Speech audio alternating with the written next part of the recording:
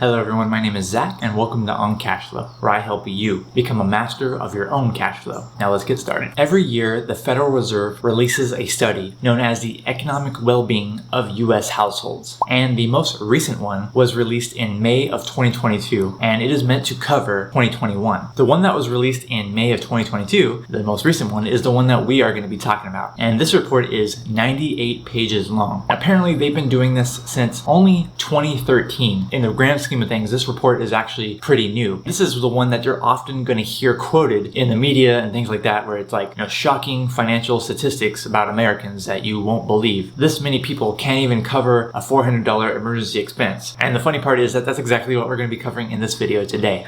I have some good news from this report, generally speaking, and I have some bad news from this report, again, generally speaking. The crazy thing is that you can look at all of this in good news or bad news, either which way. But I want to share equally good and bad with you today. And let's first start out with the good news, because starting out with the good news is usually the good thing to do. The good news comes from the overall financial well-being of Americans that are surveyed. According to the report, the highest ever overall financial well-being that was being self-reported. 78% of Americans say that they are doing okay or living comfortably. So that's almost 8 out of 10 people saying that they're doing okay or they're comfortable financially. That is, I think, good news. But next, I do have to share some bad news with you. But before I move on to the first part of the bad news, I want to let you know that this video actually was inspired by another video from The Money Guy Show, where they made a video on shocking personal financial statistics. And it got me interested in learning some more personal finance statistics about Americans. And so it led me to the Federal Reserve report, and that's what I wanted to share with you today. The first bit of bad news that I want to share with you is when it comes to retirement savings. It's always the bad news, right? When it comes to retirement. But that's what we talk about a lot here on this channel, financial independence and early retirement. When it comes to this report, the retirement savings, the bad news was that 25% of people who are not retired had no retirement savings at all. That's 1 in 4 Americans that are not retired saying they have $0 saved for retirement. Obviously, that is not good news at all. But here's the kicker here. They were also asked, do you feel like you're on track for retirement? And only 40% said that they feel on track for retirement. That means 6 out of 10 said they are not on track for retirement. And that's just how they believe it to be. That doesn't necessarily mean it's, in reality. Just because someone thinks that they're on track for retirement might not mean that they actually are on track for retirement. But if you have 6 out of 10 people saying, no, I don't think I'm on track, and you have 4 out of 10 people saying, I think I'm on track, then I would still consider that to be bad news. But especially the part where it's 1 in 4 people don't have any amount of money saved for retirement. I'm going to be willing to guess that that is the younger generation. The younger people that they ask probably most likely said they have nothing saved for retirement. Because for some reason, people in my age group like to think that retirement is something that you save for once you reach 40 years of age, which unfortunately for them, as you may know, the best time to save for retirement is actually as young as can be, because you then get the power of time on your side, the power of compounding interest. That is very unfortunate that 1 out of 4 people do not have any money saved for their retirement. But let's get on a lighter side here and talk more about some good news from this report. So I think some good news from this report comes with that $400 emergency expense. So this is something that I've always heard quoted like, hey, this many Americans, they can't even cover a $400 emergency expense. And that's exactly what this question covers. But I think there's some good news when it comes to this question this year, because it is the highest amount ever recorded of people saying that they can cover that $400 emergency expense with cash or with cash equivalent, such as, paying it off with a credit card and then paying off that credit card before the balance is due, before there's any interest paid. So when people were asked if they can cover a small unexpected $400 expense, 68% of them said that they can cover it with cash or cash equivalent. And that's the highest ever recorded since 2013 when this report began. Unfortunately, that means that 32% of people, they could not cover a $400 emergency expense. They had to either borrow the money, they had to sell something, or they just have no idea how they would be able to cover that $400 emergency expense. 32% might not sound that bad, but if you actually put that into perspective, that's still 1 in 3 Americans that cannot cover that $400 emergency expense with cash or cash equivalent. So while the good news is that the most people ever said that they can cover that expense, the bad news is that still 1 in 3 cannot cover that expense. And I know that kind of turned that good news into bad news, but don't worry, we have even more bad news to come.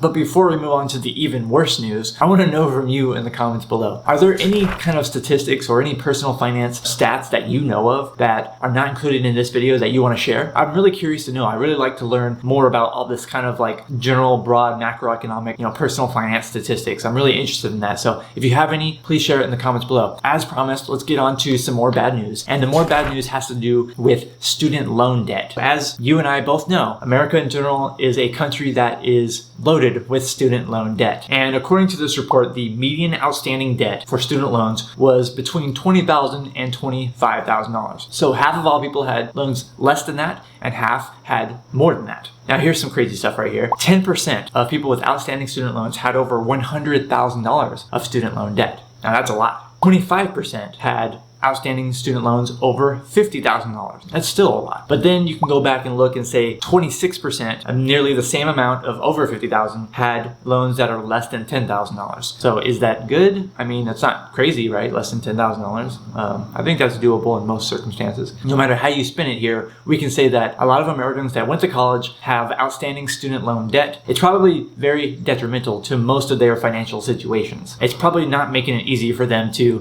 get that retirement savings if there's have to spend all this money, all this monthly income on servicing those student loans. And now, as I mentioned before, this report was 98 pages long and we couldn't possibly cover everything in that. But I do want to end on something that I think is one of the most positive notes that I read within that report. And that is when asked about overall life satisfaction. And the good news is that overall life satisfaction, as self-reported, was very high, the highest it's ever been. And ultimately, I think that, those of us in the financial independence community, those of us wanting to become financially independent, retire early so that we can do what we want to do, that's ultimately what we're looking for. We're looking for improvement in our life satisfaction and being satisfied with the life that we're living. They report that 58% of respondents said that they have high life satisfaction, 30% said they have medium life satisfaction, 11% of people said they had a low life satisfaction. And I definitely think it's that 11% that needs to pay closer attention to try to improving their life satisfaction, because no matter what you do in your life, that is ultimately probably one of the best things for you to try to